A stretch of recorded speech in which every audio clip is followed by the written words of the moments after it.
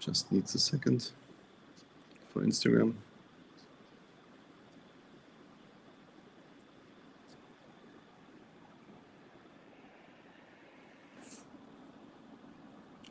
So here we go on Instagram again.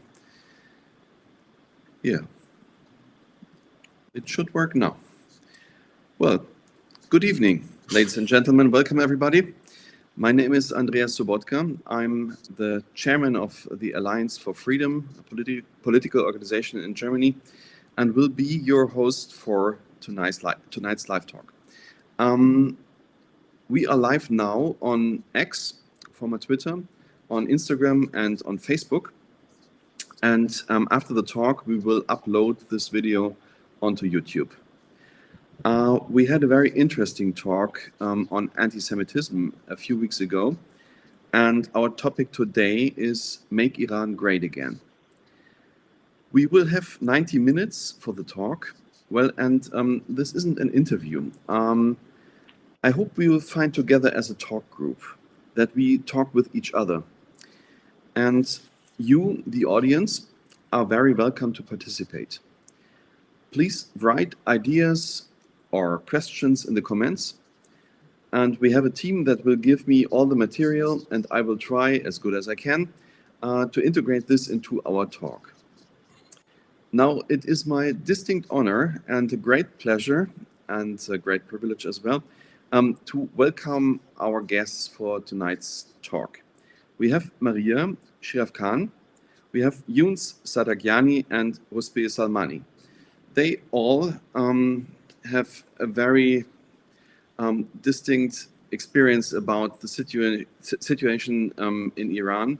And maybe I can ask you first if you like to tell us about your experiences with Iran in the pre-Mullah regime times. Can I start?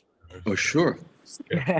So I think Andreas, I think none of us was born at the time before the mullahs, because they came to Iran in 1978, and this was exactly the year I was born, for example. So I was born actually within the revolution, and so it was. We just know everything from documentaries or films or movies or. Yeah. What did your parents told you about that time? What we've heard. Mm-hmm. Yes, we had an entire different Iran at that time. So you cannot you definitely cannot compare these two countries. So we had Iran during before the Mullah regime, during the Shah dynasty, and we have Iran, the Islamic Republic of Iran, which is since then actually not our country anymore. So this is why we are living here, I assume.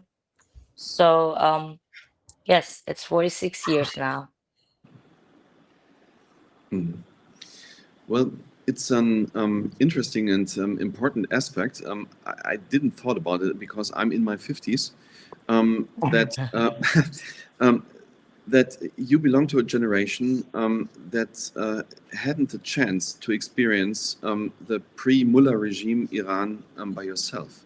You rely on the told history by your parents, on the documents that you have, but you hadn't the chance to experience it yourself. Unfortunately. Yeah.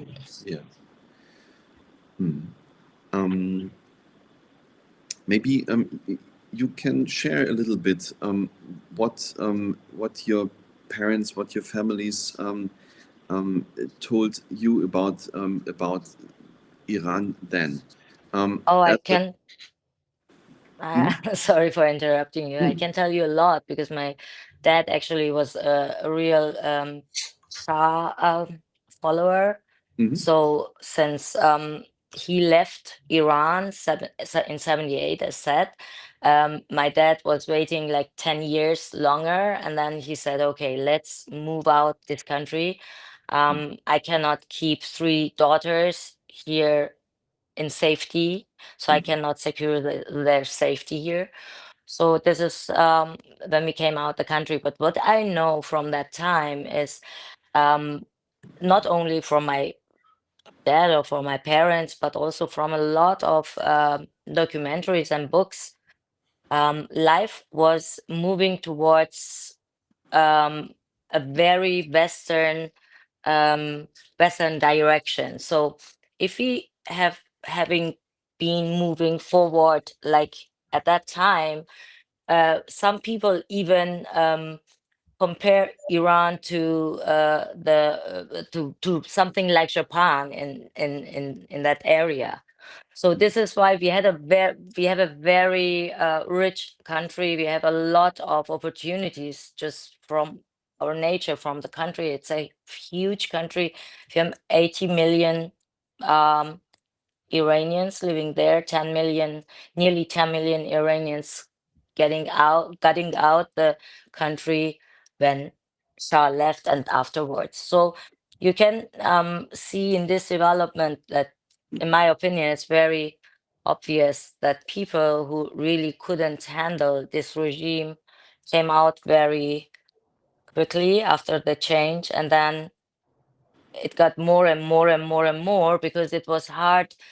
It got harder and harder for them to take it, Mhm. to live there and to take it. And we are now, Andreas, this what we are seeing now, what the world is seeing since 222, since Massa was murdered by this regime. Mhm. Yeah. It's not it's not a new revolution. It started much earlier. It started in 2009, actually. Mhm. But you know, the media, I mean, the media really didn't push it. Mhm. And of course, the Islamic Republic has slowed it down very quickly with the help of many Hezbollah Mhm. fighters who came to Iran and Yeah. stopped the people from demonstrating. Yeah. So this is a very long revolution, actually. So Mhm. It's an interesting aspect that the Hezbollah supported the regime, um, because this is maybe something that people not really know, who are not really into the topic, and maybe that's pretty important to recognize that. it is. Yeah. You But spoke. Eunice, what would you say? Like, how do you feel about it? Yeah, so well, obviously, I wasn't born when this happened. I'm only 31 years old. Mhm. But my granddad, my grandparents, and my mother, to some extent, were born in that era, and they also lived in that era. And I can tell you a very simple story of how my granddad, from my dad's side, actually went to boarding school in Germany. And I done a genetic test recently, and I got a bit of Turkish and German in me. I don't know how that happened, but just Oh. for you to know, I put it on my highlights on Instagram. It says Germany and Turkey. I have a bit of German and Turkish genetic as well as Persian. But anyway, but this is the. So I'm going to give you a sort of a concept for your audience to understand. Back in the day, one person used to work, and they used to be able to support 5 or 6 people. So Mhm. my granddad's salary was like 5,000 toman, which is a lot of money for those times. So you could go travel all of Europe for 1,000 and then come back and still have 200 left in the bottom of your pocket, right? So Iranian people were very rich. They were very rich. That's why a lot of them went to America. That's why a lot of them bought properties in places like LA and Washington and New York. Back then, Iranians were very wealthy, very, very wealthy compared to what they are now. And that's why many of them managed to escape the country. So it's just quite sad that, and also from my mom's side, also my granddad used to work in an electric company back then, American electric company. And he used to tell me that he had 4 children. All of them went to private school. He used to have a house. He used to have a car. He used to have a driver. And his wife was always in the best salons, wearing the best dresses. And it was one person working. Mhm. Normal job. Yeah. So this was the reality of what was Iran. It was a very free country, very liberated country. It was the second most visited city in the world after Paris in 1975. So it was like equivalent of what Dubai is now. Yeah. So it's a shame. It's a shame what happened, because I think Iran should have been Dubai times 1,000 if we continued on the same trajectory. Unfortunately, it didn't happen. Yeah. But my idea was to establish a base between us. But we have the first question from one of our viewer, and he brings it to the point. And I maybe ask this question now. The question is, do you think the Mullah regime can be overthrown? Is this a question for me? Oh, yes. Oh, for all of us. We can. Okay, sure, 100%. Yeah. Roosbeth, do you want to answer this question? There is not a question mark. This is of course.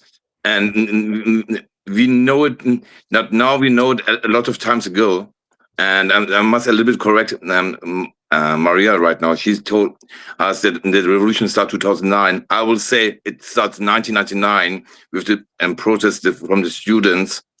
And that is much longer ago. But and there's another very important point is there's a hashtag on Instagram and Twitter in Farsi, Nasl Maro Kholisho Peda Kard. Our generation has found each other. And this is one of the reasons that we are sitting now here in this live, speaking with each other. Maybe never seen us in face to face, but we know what we want, what our goal is, and we want to rebuild Iran. We want to take overthrow this regime, and I'm sure about that it will be happened. 100%. I think sooner than everyone thinks, even. This is something that we maybe all hope for. What role do you think can the Iranian diaspora play? Who starts?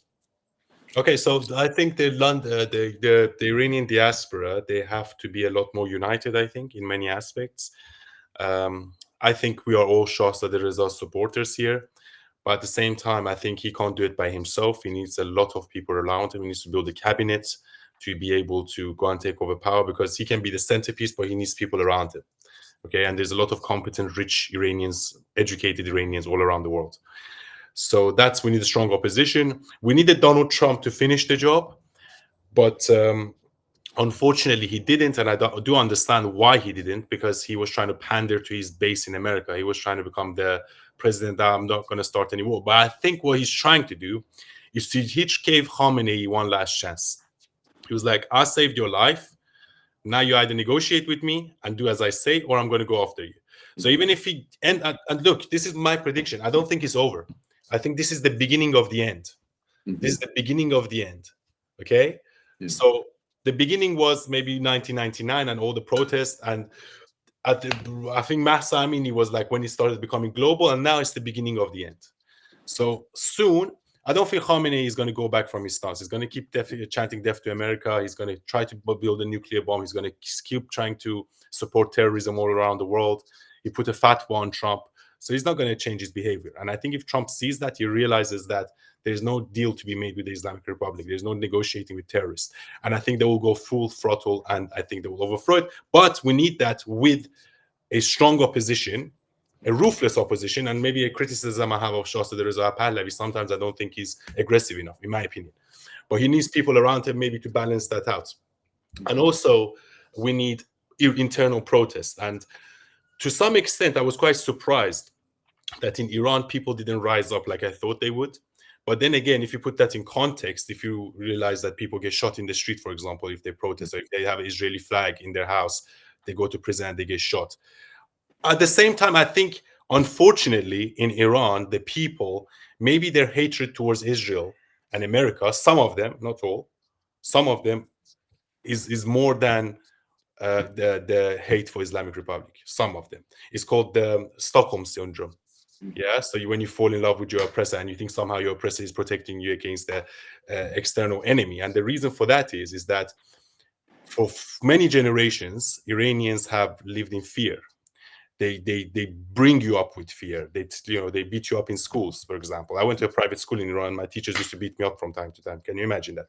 Yeah, so if you do that in the UK, you go to prison. Okay. But because people have grow up in fear in Iran, they are scared to protest. They are scared to go out. They're scared to be shot. They're scared to be in prison. They're scared to be hanged. But we, the international community, have to give them that confidence. Yes, we have to tell them we are behind you. And we need the strong opposition with internal protest and American support and Israeli support and maybe European support, such as Germany. That would be great. Those three factors need to happen at the same time for the Islamic Republic of Iran to fall. If one of these three factors doesn't exist, it's not going to happen. Okay, that's what I think. Yeah. Well, the external support, maybe it's a little bit off topic because, but I grew up in East Germany. Yeah. And I experienced it myself. Behind the Iron Curtain, I heard the voices from America, for instance. We had a radio station that sent every week the sound of the Liberty Bell, and especially for the people in East Germany, just to let them know that there is a free world and that the free world has not forgotten about the people. And yeah. I think this encouraged the people in East Germany for the revolution. So I think this is an important aspect, even if it is just a moral aspect for the people in Iran. I think it's really helpful. I have a few more questions from our audience. Before you start with the question, I want to say something else about your last question, Andreas, if it's okay for you. I think the diaspora out of Iran are very, very strong, near to united, as in my opinion. But the main problem is, from my side, the media, the Western media. And our opposition leader, the Crown Prince, says, and you can remember, because you are from East Germany, you told us this right now, and this is our Berlin Wall moment. Yeah, we are the people. That was your slogan in the end of the 80s. Yeah, and we are saying this in more than 3 years, that the Iranian people are not the Islamic Republic. We are completely different. Yeah. But the problem is, they don't want to be the Western media. I'm speaking now about Germany because I am living in Germany it's more than near to 40 years right now. And I'm since my second age in Germany. And if they censored the voice of the people, they censored of the voice of the opposition leader about the Crown Prince Reza Pahlavi, and everything, or near to everything, what he do is wrong, or he will compare it with his father. In the last time, I'm very fair, it's much better than a few months ago. And the media is more speaking about him, more positive, but they find always at part, but his father. I remember that I meet him 3 years ago in Munich, in the Munich Security Conference, and one of the biggest, or maybe the biggest newspaper in Germany, the Bild, and said the son of the dictator is back. No, wow! Even the Bild, I'm surprised. Yeah. Okay. Can I add something to this point that what Rizba was saying? I think even, they called Mohammad Reza Shah a dictator. He was not a dictator at all. Yeah. That's what the Americans and the British told about him, because they wanted to overthrow him. That was propaganda from the British and the Americans. And this is not all. Sorry. So I agree with Ruza 100%. The British media, BBC, Al Jazeera, CNN, usually the left-leaning media, are the ones that always criticize. But then again, as I said, I don't think Mohammad Reza Shah was aggressive enough or tough enough. He should have stayed and fought, in my opinion. He should have said, okay, Khomeini is coming on the plane, I'll stay in the country, I'll play it. I understand his hindsight, but I truly believe sometimes in life, sometimes you have to fight. Sometimes you have to be a fighter. Sometimes you have to fight for what you believe in. The same way Khomeini is doing right now. He didn't give up. Yunus, you cannot compare Khomeini, a real murderer and dictator, to Shah. I'm not comparing Khomeini to Shah at all. I didn't say that. I'm saying sometimes in life you have to fight. Sometimes in fight, I truly believe sometimes you have to kill one person to save 10 people. Okay, I truly believe that in life. That's You true, but this is what we know today. and the problem I have with Shah Sadeh Reza Pahlavi and his father also is that they are almost not true fighters. Okay, I love them and I agree with them and they are very classy men and understanding men. I like their grandfather. I like the grandfather, the Reza Shah Bozorg, we call him, the big Reza Shah. He's the one that truly understood it. And I say something in Farsi. He said, شعور رو باید به بیشوران تحمیل کرد, meaning you have to sometimes stand. I don't know how to how to translate it You have to directly. force the stupid people, or you have to force Like ignorant exactly what people. Mohammed bin Salman is doing now in Saudi Arabia. Mohammed bin Salman came out and said all the hadiths are void. For example, we will not live by Islamic law anymore. Okay, we will not live by Sharia law, and he's bringing the Saudi Arabia to the 21st century. Okay, and there's a lot of people that are against him at first, and what he done, he locked them up all in a hotel room, took all their money, and said, "If you go against me, I will kill all of you." And that's where he's making his country go towards a brighter future. Eunice, but at this point, sorry for interrupting you, but I have really to disagree at this point, because we are talking about a free Iran, we are talking about a secular state, we are talking about uh, um, freedom for all political prisoners and all these hashtags, okay? But then you are talking, you are saying that he's not tough enough to do things. First of all, Shahzada, the crown prince, he doesn't need to be tough because he's outside the country and he just can talk.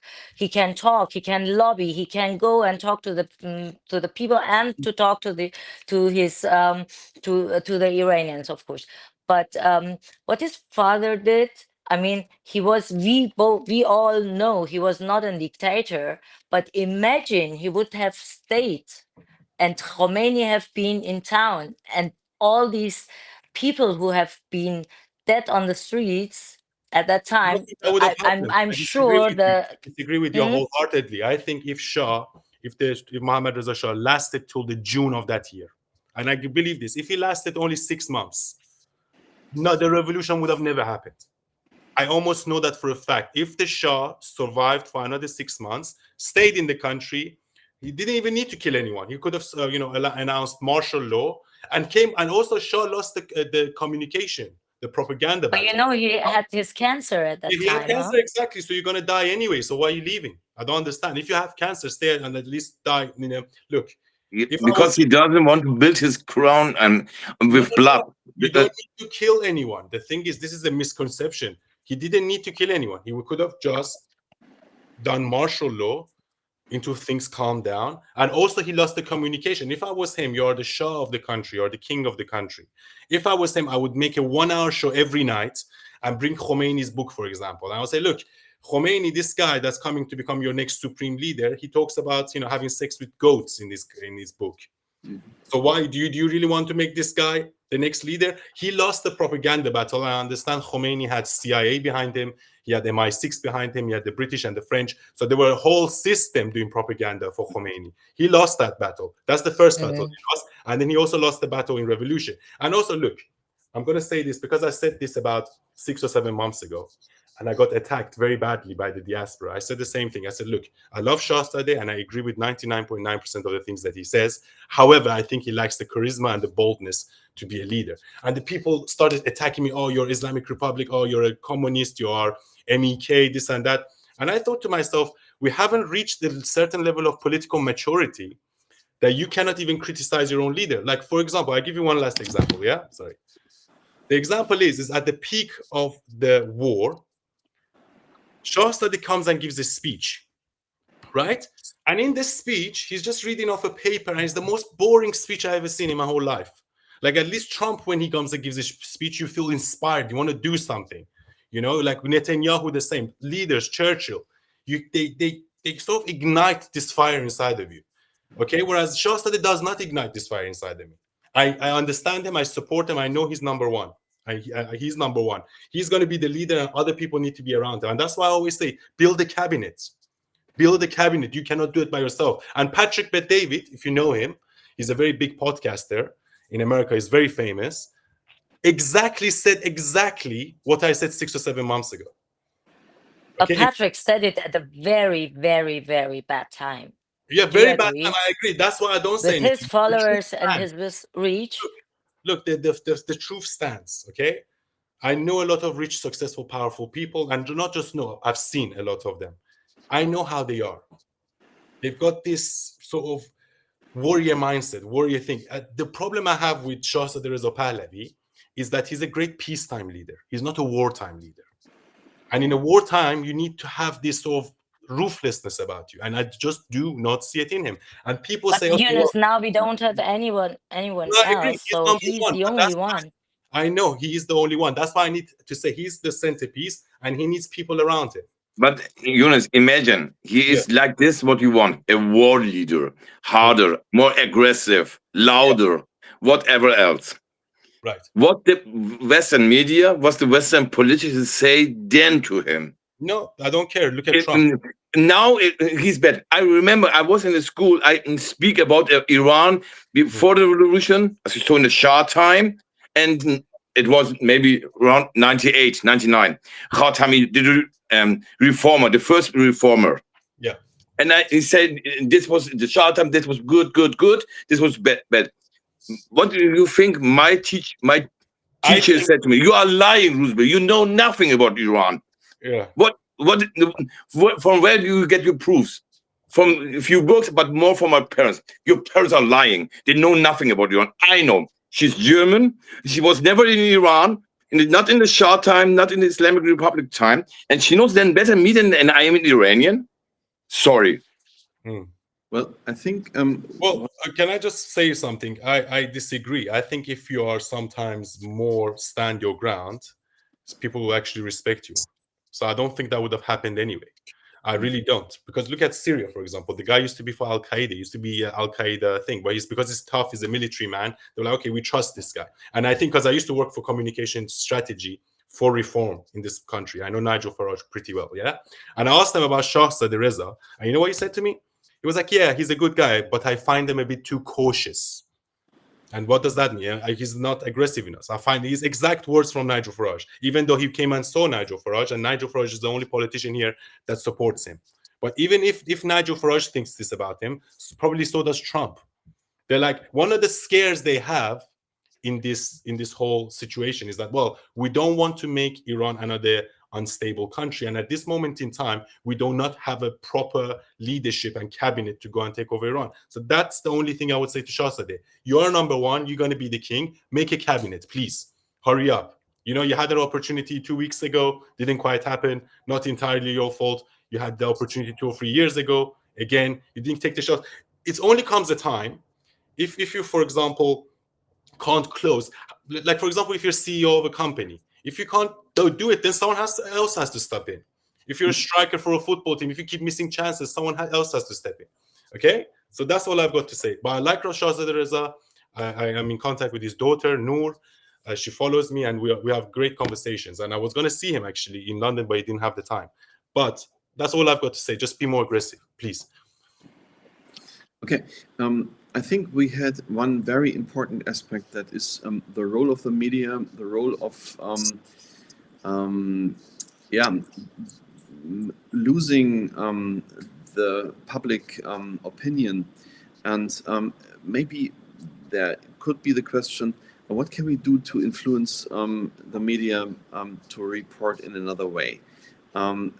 Maybe something like what we are doing here now, to be independent, to have more live talks. I think X is going to be a source of information more and more, and maybe we should do our own reports and not rely on Western media. Could this be an idea? But Andreas, I mean, speaking for Germany, I mean, we three of us, we know that the German people, so the normal German people, get their information still from the TV. So it's just two channels they get their information from. It's ARD and ZDF, and the diaspora in Germany, we are very straightforward. When they are reporting something wrong, we are putting it on social media and we are writing emails to them sometimes they correct it, sometimes they don't. But Yeah. something very surprising happened here, and I don't know why it happened on that day. It happened exactly on the 14th of June when the war started. Um, the first day since so many years I saw Shahzadeh Reza Pahlavi's picture in 2 or 3 articles Mhm. in the media. So this was my question actually for myself. Oh, okay, because like a few months ago there was an article in the Spiegel, and on Spiegel Online, this article was actually with his picture in the title.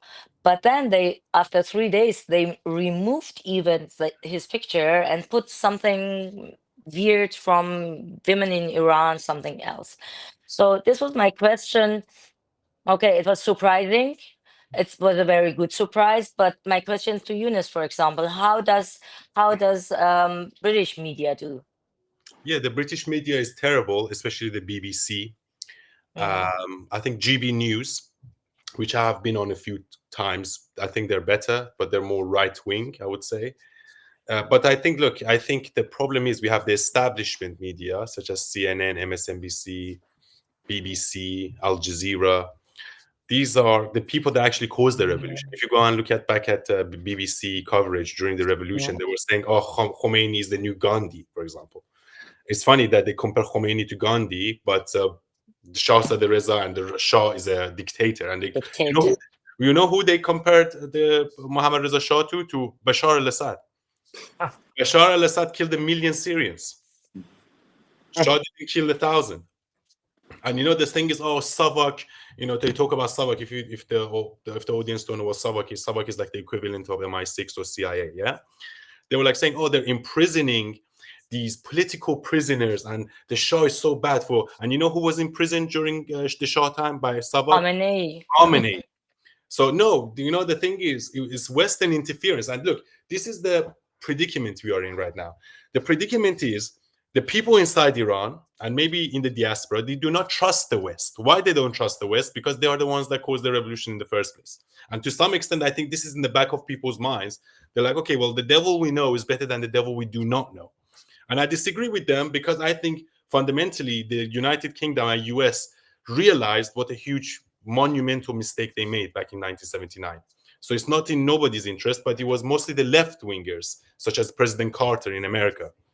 The Republicans didn't cause the revolution, it was the Democrats by the help of the British and the French.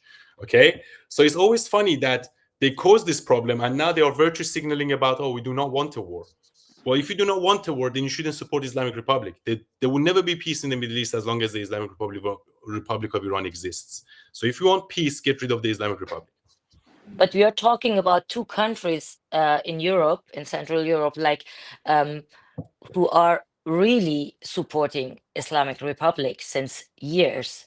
And even though there are sanctions, and they are the big supporters. It's Germany and it's also the UK. So I think we are the diaspora in these 2 countries is extremely. So it's hard for us to get our voice loud enough. Mhm. This may be the right point for the question of Leila Flamenca. She's asking Maria, what can non-Iranians do to help? Very nice question. Um, Leila, since 2022, we were asking our German friends, our German surroundings, please support us to be loud enough to have the IRGC on the terrorist list. Please be loud enough with us, because if Iran is free, if the Islamic Republic is not there, you are not in danger neither. But nobody supported us. We didn't receive any support from our German surrounding. So when I look at this support for free Palestine, I wish that now that many people know the head of the snake is the Islamic Republic in Tehran, please support us. Please be with us to do whatever we can do. We can talk to our politicians. We can talk to our media. We have to be loud on media, not only on social media, but really on media. Please support us if we have some meetings or some announcements, just to be heard a little bit more. And we are, like Eunice said, like Roosevelt confirmed, we are 100% sure about the regime change. So please be the one who stands on the right side of the story. Mhm. So the next question to the round is from Pico Gu. Who will come after the mullahs? Roosevelt. We are talking the whole time about one name, Yeah. and I can only repeat it again. Yeah. Crown Prince Reza Pahlavi. Mhm. So, and with his ideas, he's working for big ideas, for a big future, and every one of us and of you in the community can Google it. I'm talking about the IPP, his prospect. Iron Prosperity Project. Thanks a lot. It is not only a revolution. Yeah, we make a revolution and then see what happened. No, there's an idea. This is for a long time, for every time. We don't want to have a revolution in 10 years or 15 years again. We want to build Iran in a modern way, Western way. And to the question before to Maria, what they can do, for example, the Germans, take your hand, bring your families and friends to every protest, to every demonstration, speak in German, and be a part of them. Because if Iran, the regime works, and it will work, your problems in Germany will be solved, Europe will be more safe, because all of this comes from the Islamic Republic. And speak about what you think loud. Say the name of the Reza Pahlavi loud, because everyone has to know who is this man. He is the man for not for only Iranians. I can only repeat it. He helps not only the Iran, it helps the whole world. Can I Yeah. add something to this, Andreas? It's very important to point out Reza Pahlavi is not putting himself in the front as a Shah, as the son of the Shah, and being a monarchist in Iran. He's really the only, this is why the people in Iran trust him so much, because he's the only face they know who is saying the same words, sentences since 46 years. And we had people in the midwhile, they were like okay with reforms, they were okay with this in the Islamic Republic, with that. But Reza Pahlavi was really, he kept his line, and this is what he's asking the people and the Western countries now as well. And this is what where I disagree with Eunice, because he cannot build a cabinet when he's talking about a system of free elections, something like a referendum, first of all. So to see what the people in Iran want, they didn't elect since 46 years, because the elections didn't count. So this is the first step, and for preparing this transition until it comes to these elections, it might take about 100 days. This is the 100-day project. It's the first part of this prosperity plan for the transition. So there are people who are taking this very serious. And to be honest with you, Andreas, we have a lot of leftists who are against Reza Pahlavi, but every time we ask them, okay, understood, but who is your opposition leader? Who are you going to elect? They don't have any name to bring up. And if they come up with somebody like Narges Mohammadi, who is like a, so people in Iran wouldn't even think about that. So it's very important we get to these elections, to this first free elections in Iran. So this is why the cabinet has to be built afterwards, and of No, no, course also with the people from inside. yeah, for sure, 100%. So basically, by cabinet, I mean the cabinet for the transitional government. Yeah. I don't mean it for, but he needs a team of Don't people. you think he started with that Probably time he ago, a has. while ago? Probably he has. But Mm. he needs, basically, he needs to win that propaganda war again. Not a Mhm. propaganda war. He needs to win the communication war against things Yeah. like BBC, Al Jazeera, CNN. So I think he should get people like Patrick Bet-David on site, because otherwise it's going to hurt his campaign and other competent Iranian powerful people. That's point number one. And point number two is that, yes, we know that he's part of the transitional government. He said it himself. And also, so what's going to happen after the mullahs, hopefully, if they collapse, is that what we're going to do is that a transitional government is going to come in, headed by Shahzadeh Reza Pahlavi and his cabinet of 50 to 100 people, just to let the dust settle, just to stabilize everything for 1 or 2 years after the revolution. And then after 1 or 2 years, we're going to have a referendum to see whether we want a republic state, something that's similar in America, or whether we want a monarchy, or whether we want a parliamentary system. That's going to be decided in 1 or 2 years' time. But my comments regarding Shahzadeh Reza Pahlavi is nothing to do with that he wants to be the Shah or he doesn't want to be the Shah. Is that I just do not see that warrior spirit in him. And you can say, well, there's 100 different reasons you don't see it in him. Look at what he went through as a kid. But I just don't buy it. I really don't buy it. Okay. So It's at the your end, opinion, it's yeah, fine. that's fine. Exactly. I don't buy it. But that's it. I know he's number one. I know he's the most well-known person. Mhm. And I think he's have the life experience and also the education and also the connections and everything.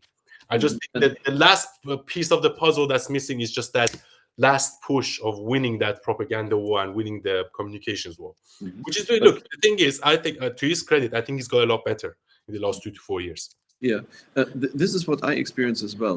He is becoming more and more Yeah. kind of a symbol for free Iran, and maybe the Iranian diaspora has recognized him as such for a long time. But also the media in Germany, I don't follow so much media outlets outside of Germany.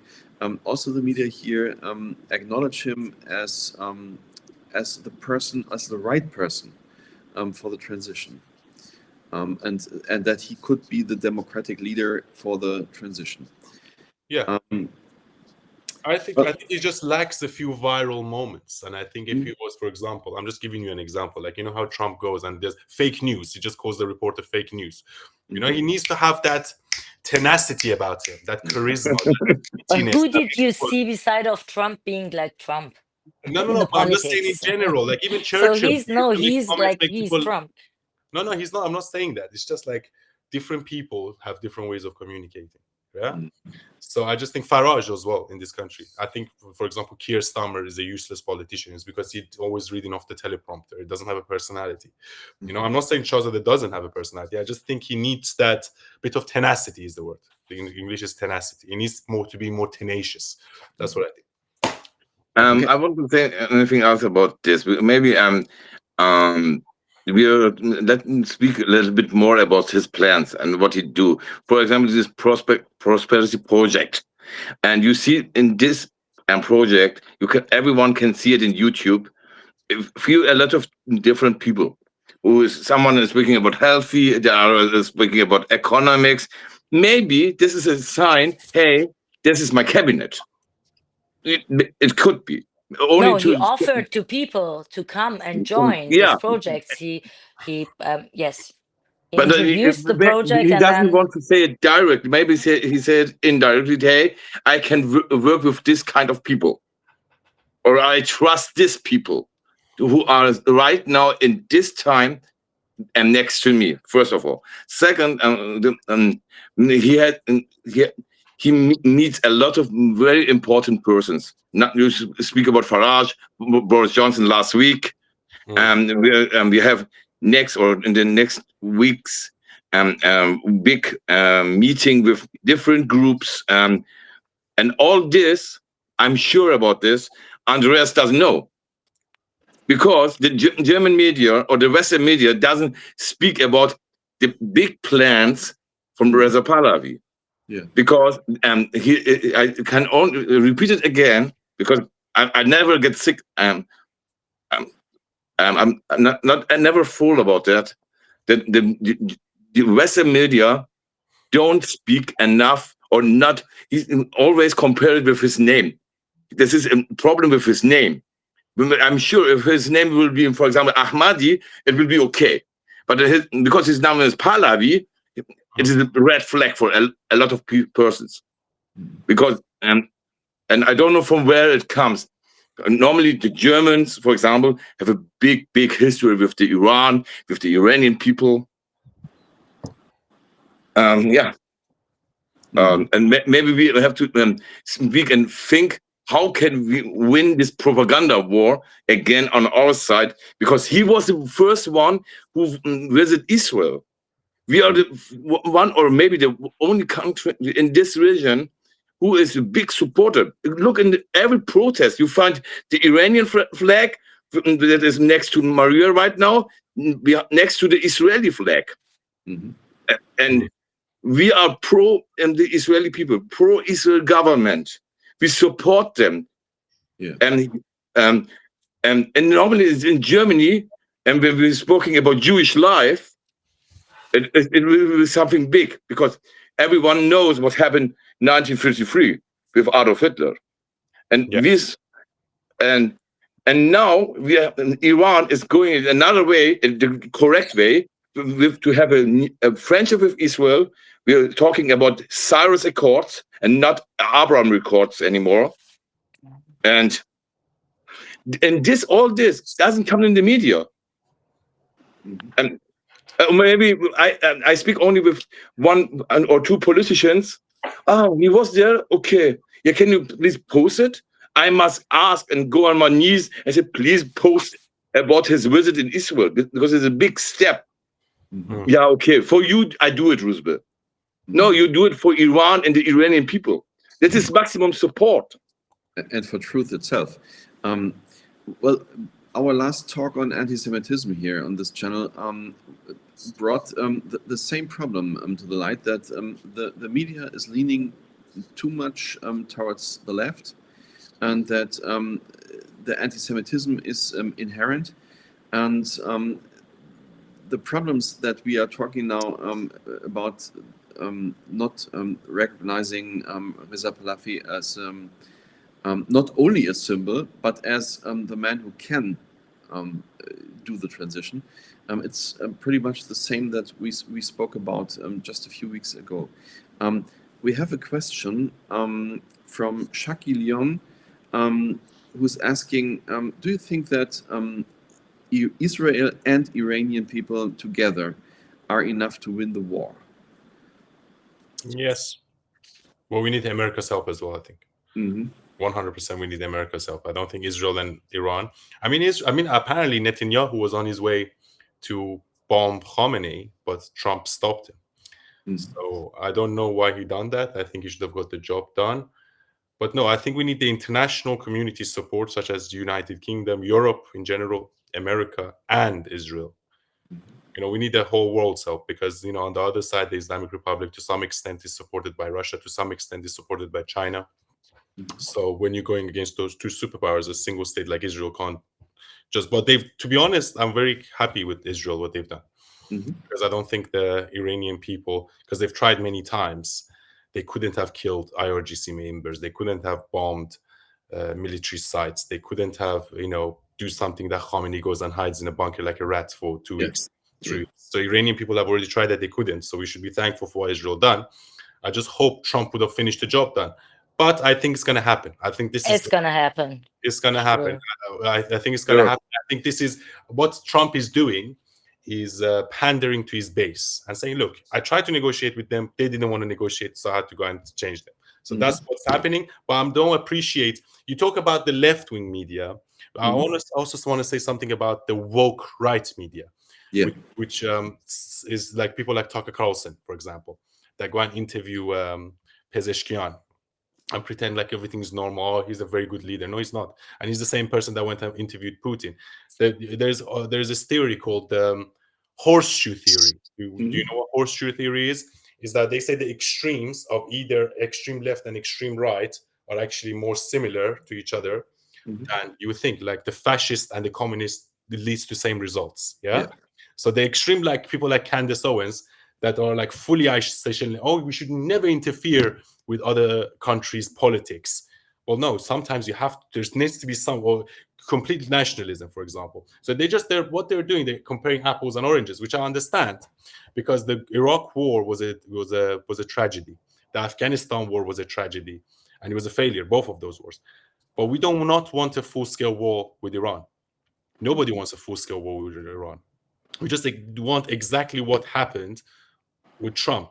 Bomb the nuclear bases, bomb the IRGC members, bomb the military bases, support the people, and we do not want a single foreign soldier on our soil. But just support the people to cause the revolution. No one wants a full-scale war.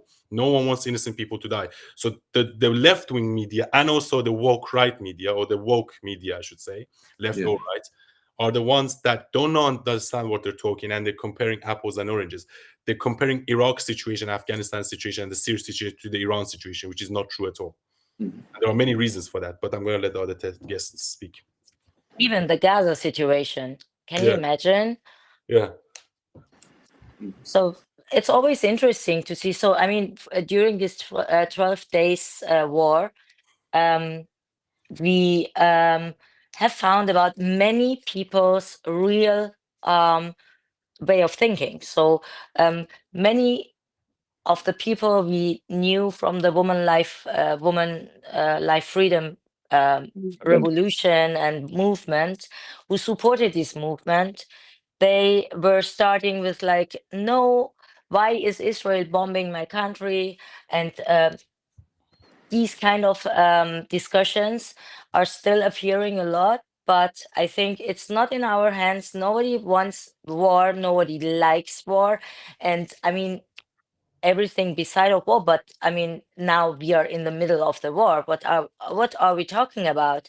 If you like it or if you don't like it, it's not doing it's doesn't matter.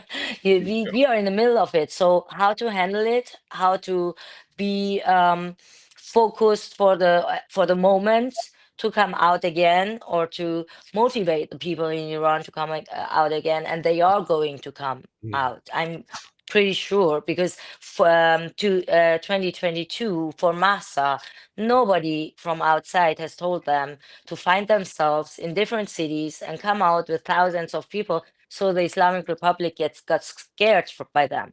So they are going to find themselves. For the first, when the war started, maybe the diaspora, was expecting them to come out, but it was a big, big shock. So nobody knew about what's going to happen, how long it's going to take. And so this shock is now, with this fire case, with this case fire, is now, I think, a little bit healing, or healed a little bit. So now I think they are just waiting for a very important moment, and this is what we are all waiting for.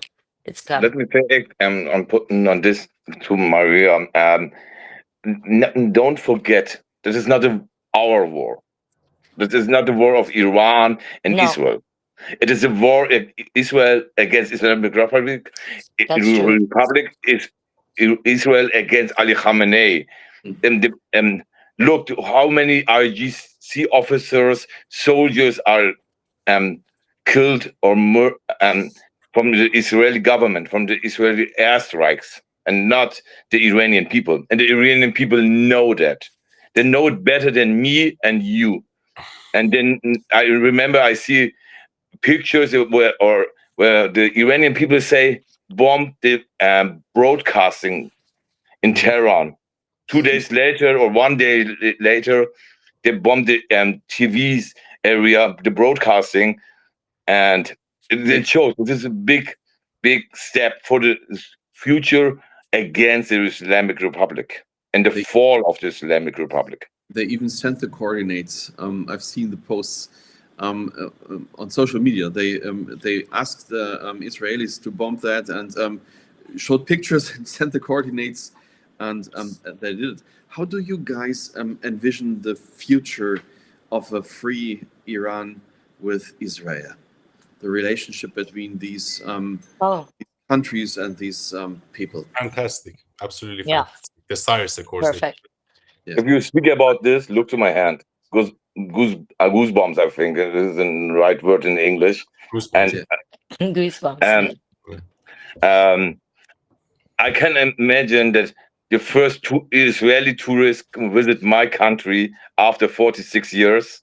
I can't visit that the normal Iranian people from inside can visit the first time after 46 years Israel, because everyone of us know that for Iran, for the Islamic Republic, they say there is no Israel country, so it's for them forbidden to visit this country. So, and they will visit it, and there will be the big friendship. The history is back.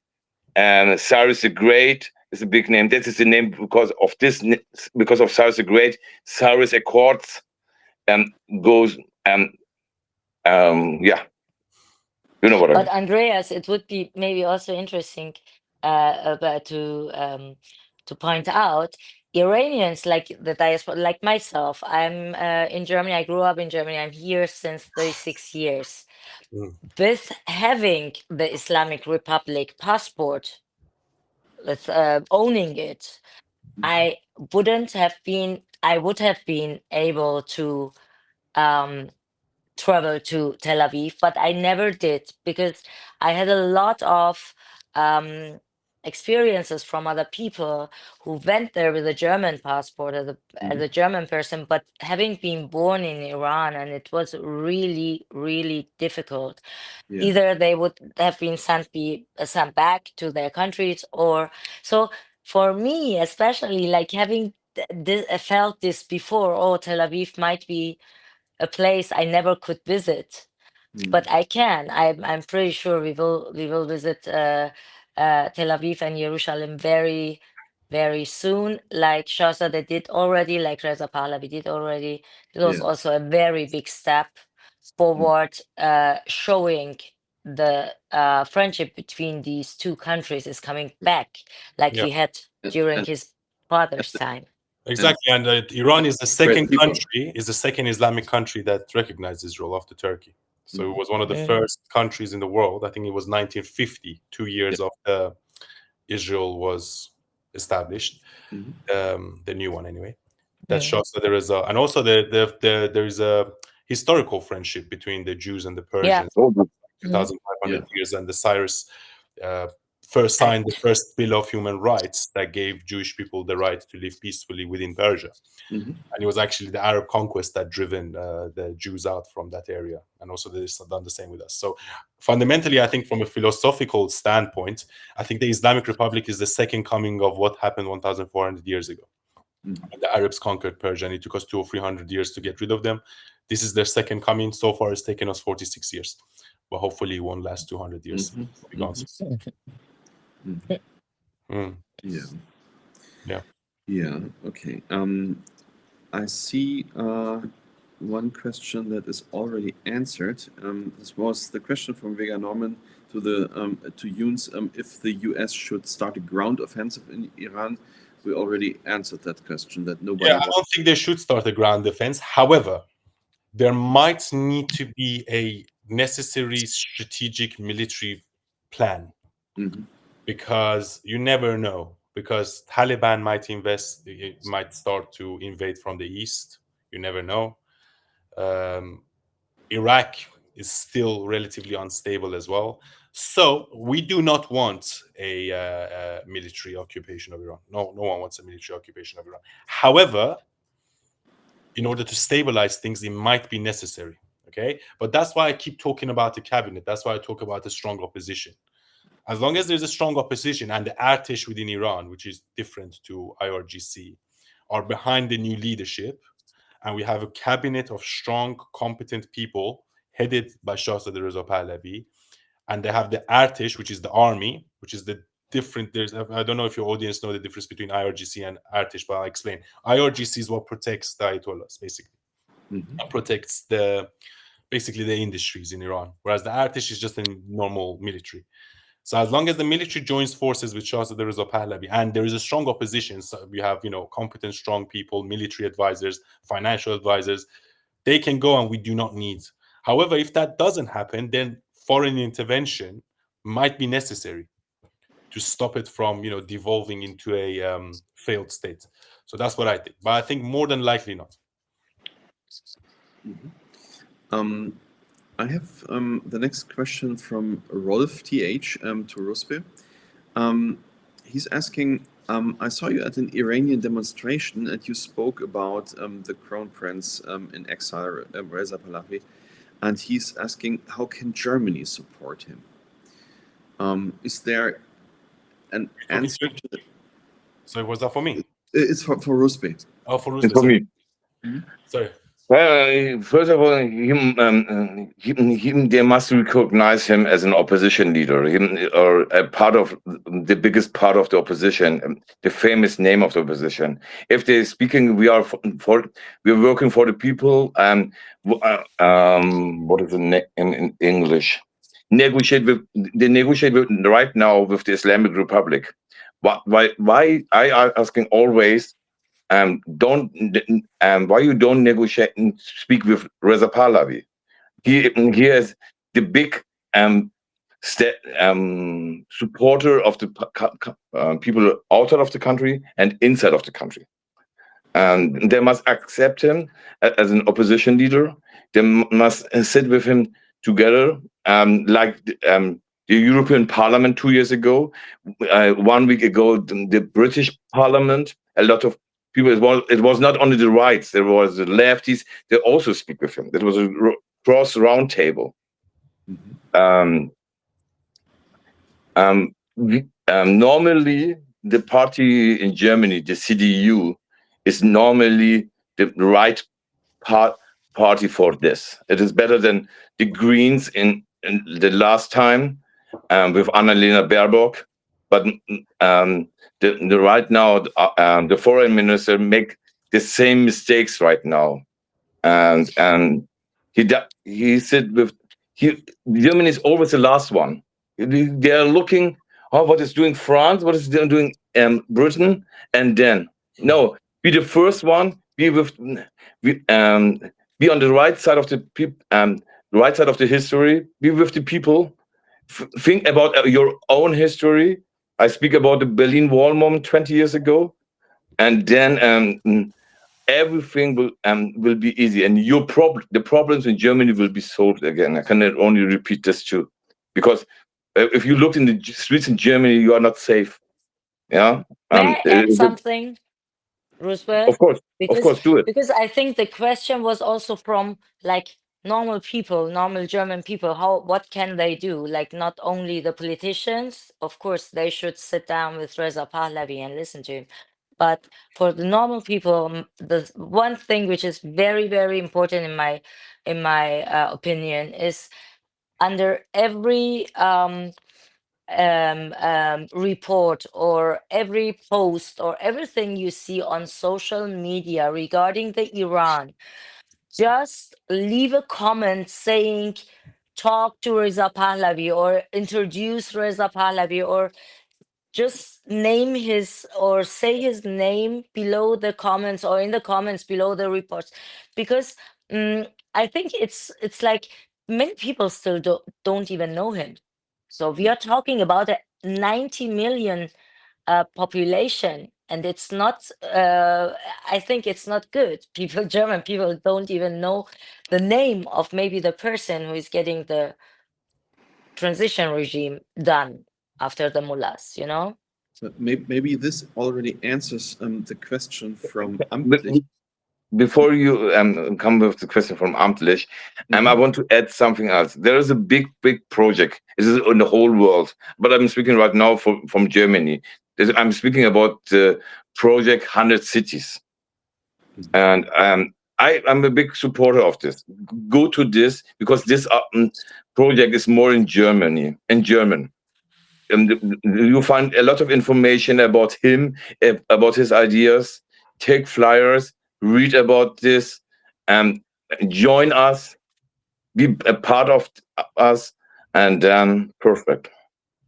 And please be aware, CDF and RD. Whenever they they bring something which seems a little bit strange to you, maybe you ask someone or just directly send them a comment or tell them to make their job correctly.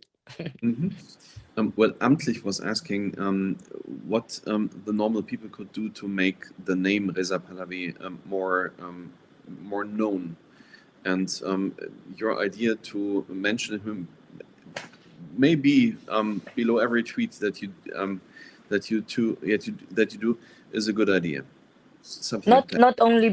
Not only under any tweets or posts, but also there are a lot of articles in the online digital media like Spiegel or the newspapers in Germany. They have a lot of readers online. So and the people have the opportunity to leave messages under these articles. So please do that. And I mean, just I think everything was said about this before. The next question is for you as well, Maria. There is Azira from Spain asking, how can we exile Iranian women support the women in Iran? Are there international organizations, especially? No, I can answer this question very well because we were looking for possibilities to get money over there. It's not possible to get it, like no donation can be got there on a very official way. Okay. So what we can do now, for what we did here in Germany or in Düsseldorf, we started to collect money like for events we had or something, donations, and these donations were once we had the chance to bring 70 tanks of for water, for keeping water hygienically, to Baluchistan. And once we could buy a entire householding for them. So it's not easy to get donations or money now to Iran. But what could be very important is just being aware of the situation of the women over there, and not being fooled or foolish by any videos you see on social media, which is showing a very free Iran, and they are not wearing the hijab, but everything is good. No, they are not wearing the hijab, but they died for it. They made a revolution coming up, and the one outcome now until now is the hijab, which is still getting punished. Yeah, but So it's still against the law anyway. It's still it's against the still law. against the law. But people It do it is. anyway, so they're breaking the law, basically. They are, yeah, that's true. That's true. So Don't nobody let can, speak. yeah. Sorry about that, but don't speak only about the hijab, because the No, people hijab outside is of one Iran thing. think the hijab is gone. It's okay with the Islamic Republic. No, we have Yeah. a completely problem with the complete system. It's corrupt. It's dangerous for Iran, for the Middle East, for the Western, for everyone. Yeah? And it's not only hijab problem, because a lot of people think, oh yeah, the Iranian women are fighting only for the hijab. No, It's we the are not. media who is showing it like this. It's a And there's someone Western else, media. and someone else. I don't want to say her name. Okay. Who's that? Sorry, I don't know. No, it's someone German. Oh, right. Okay. I don't know. Yeah. So I've got the next question from Tekashian, asking, what can we learn from the past for now? From the past to what? Sorry. For now, for the situation now. When is What can past? we learn? 10, What can we 10 learn? years ago, 40 years ago. No, past I'm not is sure what he's exactly asking for, but I can imagine the experiences that we have for the last 46 years with that regime. Um, what can we learn from the experiences made with the Mullah regime? Um, what can we use maybe against that regime, and what can we and take out of these experiences to overthrow that? And I think also what can we take out from the Shah regime. I mean, Yunus was criticizing some points, which is a very big thing in Iran. People are talking about this, of course, but just being able to learn from what he maybe did wrong, but could be done better. And of course, for the Islamic regime, I think there are a lot of things. I can give a philosophical twist on this. Yeah. So the philosophical twist is this: the people of Iran were owed another Islamic republic. What does that mean? During the Shah, unfortunately, majority of Iranians were still very religious. A majority of Iranians weren't educated. Majority of Iranians didn't understand that religion and politics should stay separate. So I think what needed to happen is that the revolution should have happened. For 46 years, people struggled, and they say in life you only learn by pain, right? Mm, So Iranians have been through a lot of pain in the last 46 years, and this will stay in our history forever. Because once Iran is freed, we will never go back to an Islamic republic. So maybe we are already 10, 20 steps ahead of some of the neighboring countries. And it would change like within 5, 10, maximum 20 years. It's going to be the biggest hub. And this is the another thing. I think West and Europe is going down because the people in the West do not understand that left-wing ideology and Islamism will probably join forces and take your society down. So Iranians have already learned this lesson. Europeans probably haven't. The Americans probably haven't. Some of the neighboring countries probably haven't. So once Iran is free, they'll be 100 steps ahead because they've already lived through this experience. So I think it was a very dark time, and they say, from dark times you learn a lot. It's only through the struggle that you learn. Okay, so Iranians had to struggle, and hopefully once it's freed, Iran will prosper very rapidly. Yeah. I have the next question from Yuns Electro. He's writing, "Hello, my name, brother. I'm from Tel Aviv. I'm from Tel Aviv. Yeah. Do you think Israel can do more to support the Iranian people? Are you happy with the Israeli support? So Is it enough?" Yeah. So I'm not Jewish myself, but for whatever reason, all my friends were Jewish. Even my best friend in London is a Jew. I went to university with him, and I didn't even know he was Jewish until the October 7th. And I know a lot of Jewish people. Yeah. I think the Persians and the Jews, they get along. That's one point. The second point is that I think Israel has done everything it can. It can do more. I mean, if I was Netanyahu, I would have said no to Trump and I would have bombed Khamenei. Yeah. But Netanyahu can't really do that because at the end of the day, his weaponry comes from America. His B-2 bombers come from America. So you cannot bite the hand that feeds you. But I mean, I'm very happy with how Netanyahu has conducted this so far. I mean, Israel has helped us a lot. But then again, unfortunately, because of what happened in Gaza and how the Islamic Republic had this chess move against Israel, because Soleimani died and Abraham Accords was being signed to normalize relations. Islamic Republic done this on purpose to stop that from happening. And Israel got all this bad press in the media, and unfortunately there are some gullible people out there that believe. And this is the sense I got in the last 2 weeks, is that I still think there is a good amount of Iranian people, not a majority, but still a good amount, that hate Israel more than they hate the Islamic Republic. And to some extent, I think maybe that is the reason they didn't go in the streets and protest. I'm talking about Iranians within Iran. And I also have debates with Iranian friends here that they are anti-Islamic Republic. They hate the Islamic Republic. They hate the mullahs, but they also don't like Israel. So they're like, you know what? We don't. But this is what I try to explain to them. Israel doesn't want to kill innocent civilians. Yeah. There's no reason for them to go and kill innocent Iranian civilians. We should thank Israel for killing IRGC members, because these were the people that were oppressing. We should thank them for bombing the military bases. We should thank America for bombing the nuclear bases. Yeah. The majority of people want revolution. However, 2 reasons I think stop the massive protests. The first reason is that people are scared.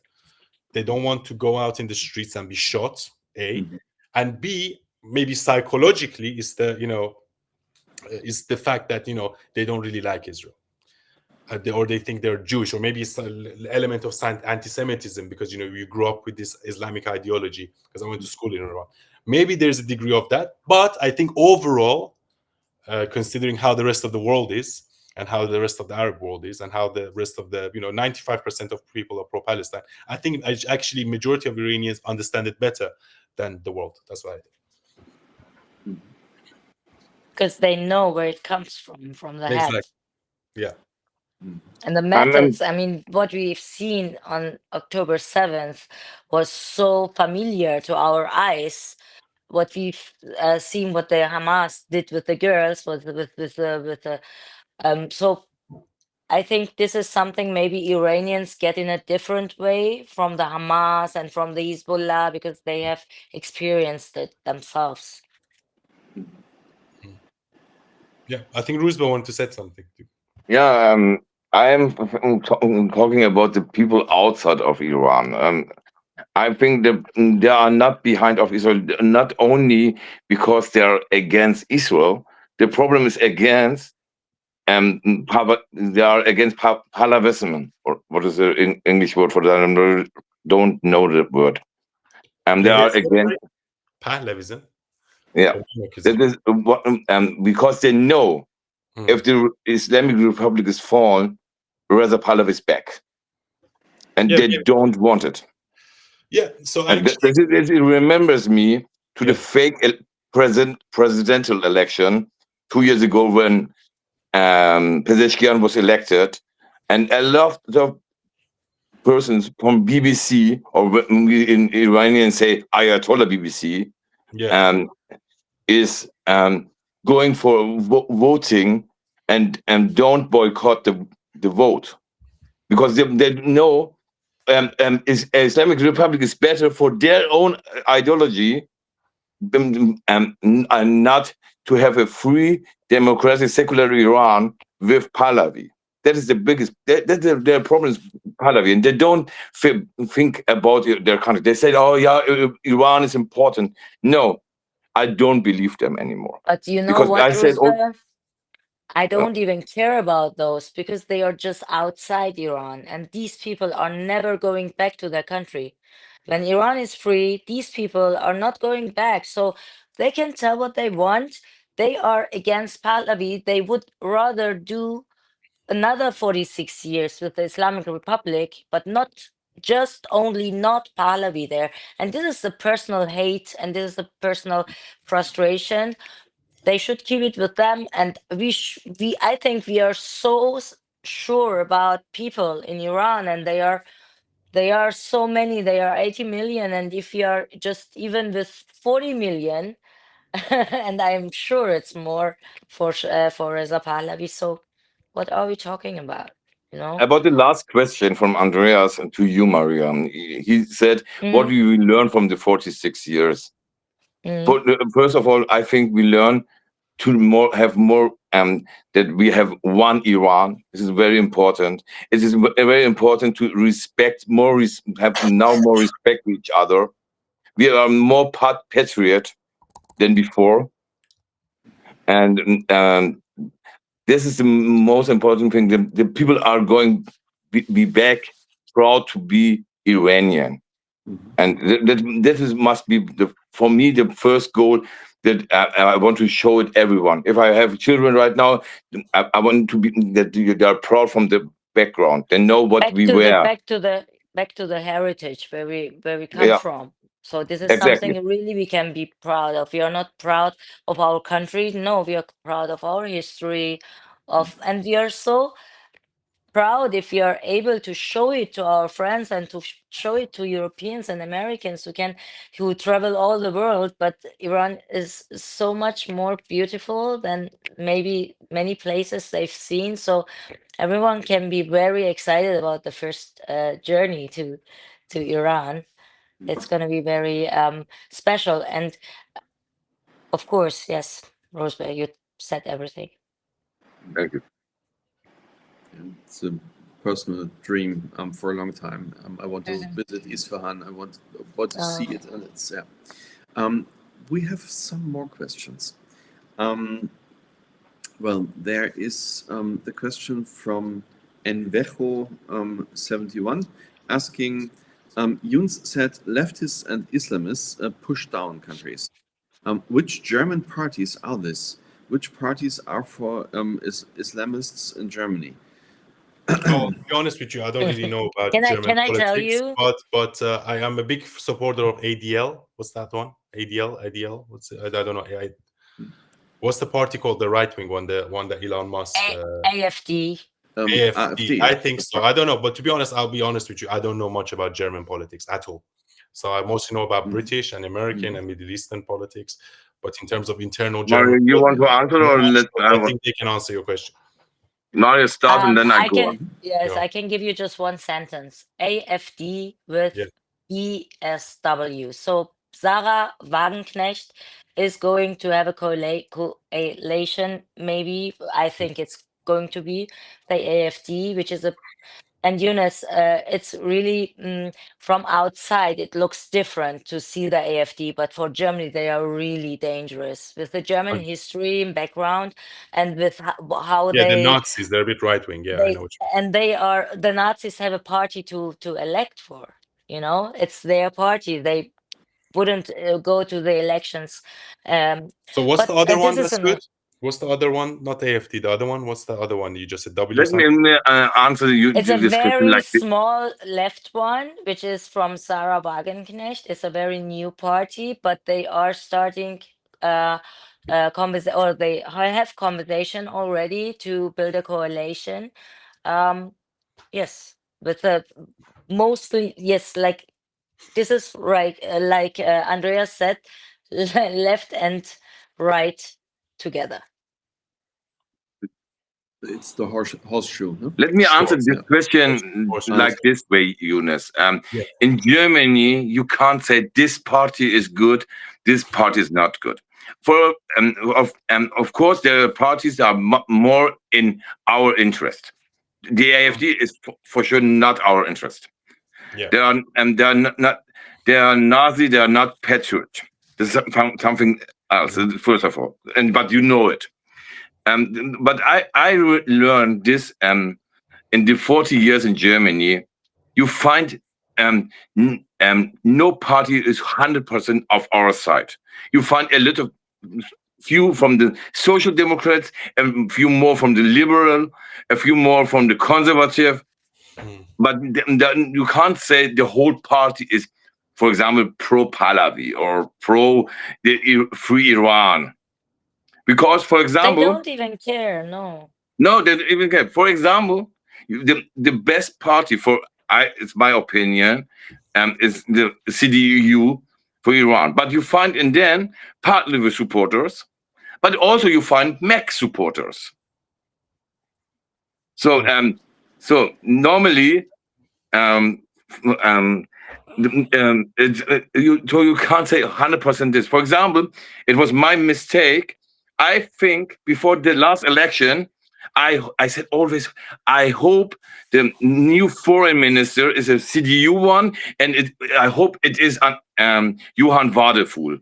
I say it to everyone and of Iranian because I read something about him. He's against MEC, and he said and write a letter to his all party members, and MEC is not an alternative for the Islamic Republic. I said, hey, he is our man. And then now we see him. Oh, hi, Arashi, how are you? I miss you. Like this way, yeah. Let's sit The together. Islamic Iran, yes. Yeah, and that is and I learned it from the Allianz, and someone of the Allianz sent me article about that. He is one of the founder. Andreas, maybe you can help me in this. He's one of the founder for a pro-Palestinian group. This foreign minister from the mid-right. Yeah. He's in the Beirat. I don't know the English word for that. Maybe you can help me in this. And that is very dangerous. We have a lot of friends of mine say always, we don't live in the federal government of Germany. We are living in Islamic Republic of Germany right now.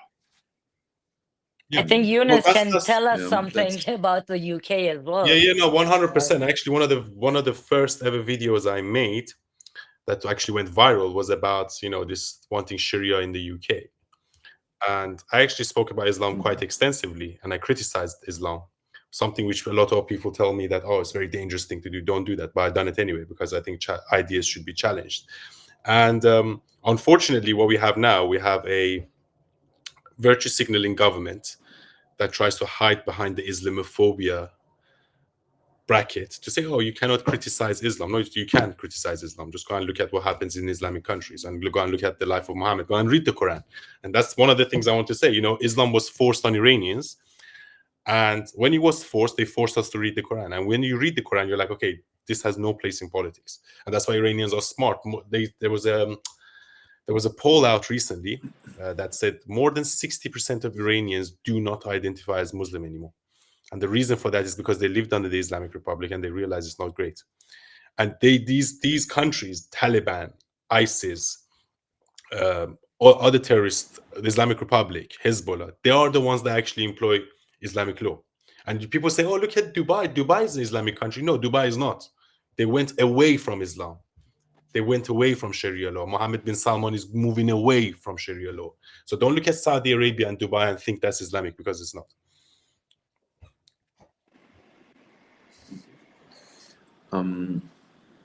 Well, I have to ask. We are very close to the time that we agreed on to finish our talk, but there is maybe one or two more questions, and maybe we can take just 1 or 2 minutes more. And one question is from Michal K2 to Maria, asking, do you think that the Iranian regime will make terroristic Oh, attacks in yes. Germany? We've seen already in Castrop-Rauxel. It was officially, it was like I think it was not the attack, but it was the preparation of an attack. So they but there is a lot of Islamic Republic hands in Germany. It didn't stop with the closure of the IZH, Islamisches Zentrum in Hamburg. Didn't they are just they are very, very active, and we have to take care of ourselves. And so it's yeah. Do you have anything to add, Roosevelt? Because this is Yeah, the RGC are not afraid to do it because they don't have anything more to lose. The regime is falling. Yeah, and they are in the last months. They do it before in Germany. I say only Faridun Farhad in Bonn. I oh say yes. Mykonos in Berlin. Everyone of us can Google it, and I'm sure, if not Germany, they will do it in Europe. Well, it was maybe 6 months ago a synagogue in Stockholm. Yeah. The problem is not only them. The problem is again Europe. It was Josep Borrell. It was Annalena Baerbock. It was the British government. Every one of them that don't want to list the RGC, and the end, it must Because the maybe it must. business, Roosevelt, Yeah, sorry for for sure, for sure. interrupting you. People maybe don't get it. Why didn't they want to list the IRGC as terrorist? Because all the business they can do with the IRGC, although there are so many sanctions on Iran, they can do this business with the IRGC because It's not only this. business with But the look, RGC. I have to say something. I think to some extent, in the past, it was great business for America, UK to have the Islamic Republic there, because one of the reasons they wanted to overthrow the Shah was because of the price of oil. So when the For price sure. of oil, the Shah increased the price of oil by OPEC, taking it from $4 a barrel to $40 a barrel. And then when the revolution happened, the price went down from 40 to 4. So it was great business for them. And that's one of the reasons, I mean, the main reason they caused the revolution. So in the 80s and 90s, it was great business for America, great business for Britain, especially because there was an energy crisis in the 1970s. However, what's happened since, especially after 9/11 and the terrorist attacks and the instability that the Islamic Republic of Iran brings, it's not in the world's interest anymore that these people stay. It doesn't make business sense anymore. Okay, the Gulf states don't want them there. They wanted them there for a brief period of time so they can, sell weaponry to them. But now it doesn't make sense because they stopped Hormuz. Yeah, so it can threaten international trade. They threatened Dubai, saying, "Oh, we're going to bomb Dubai." They threatened Qatar. They threatened Abu Dhabi. The Arab countries don't want them there. America doesn't want them there. Israel doesn't want them there. We just have the virtue signaling European countries, some of them, that don't understand. But even Europe doesn't want them there. In all reality, they're just scared of the fallout from after. The only country that probably wants them there is Russia and maybe China. But majority of the Western world, as well as the Arab world, do not want them there anymore. Okay, so and I always say this: Iran is an absolute gold mine in terms of economic opportunity. Iran can be Dubai times 1,000. We have the second highest oil reserves. We have the second highest gas reserves. We have the third highest precious metals in the world. So in terms of GDP, we are in the top 5 GDPs in the world. Iran should have been the top 5 powers in the world if it was everything stable.